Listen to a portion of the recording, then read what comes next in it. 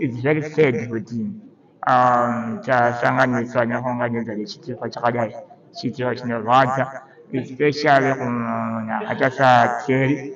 He was very promising, that guy. That guy was very talented, very humble, and even the music, ukaiteerera zvakanaka, that guy was promising.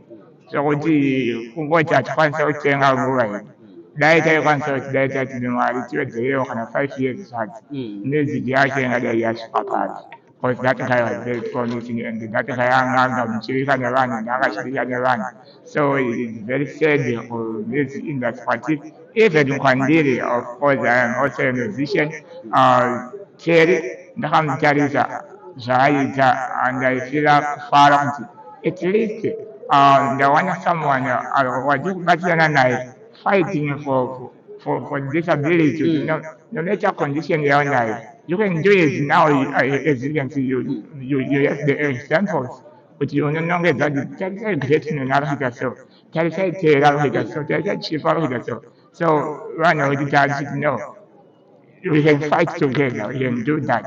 But unfortunately, Mwari vamutora, may you so rest in peace. Alright, apa makagara na promote. I know zvakanyanya Madzibaba Mose muchishanda nema artist, and amusarudzi imi kwamuri disability kwamuri hamuioni, munongovaona nekuva promota zvavafanana. Chii chinokuramba ichikupai tariro kuti munge muri muno promota maartist, especially vanorarama nemaconditions akasiyana? Vanhu vanorarama nemaconditions akasiyana siyana, chokutanga ndechekuti vanenge vaine challenge kugamuchirwa necommunity, kugamuchirwa nenyika, kugamuchirwa nevanhu kuti uyu akangodai angaita chii. Saka vanenge vachishaya rubatsiro, asi ivo vaine chipo chokuti chinogona kuzobudikira sezvazvaita Terry njiya, kuti vanhu vakanga vasina kuziva kuti mukomana aine chipo hachigoni kuonekwa munhu asati aratidza, asi kana munhu achinge azoratidza ndinofanira kuti munhu ane talenda.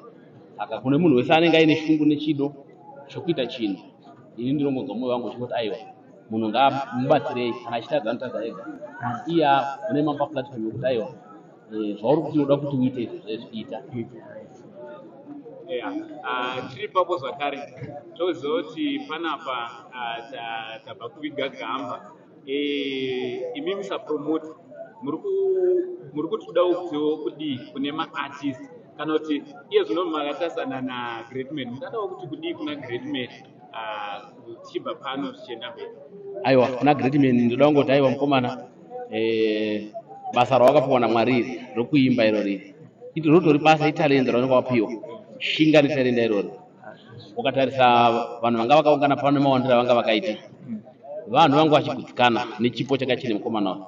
Saka iwe zvauri papapa une chipo chikuru, saka chipo icho choda kuti chinzwike nenyika yose.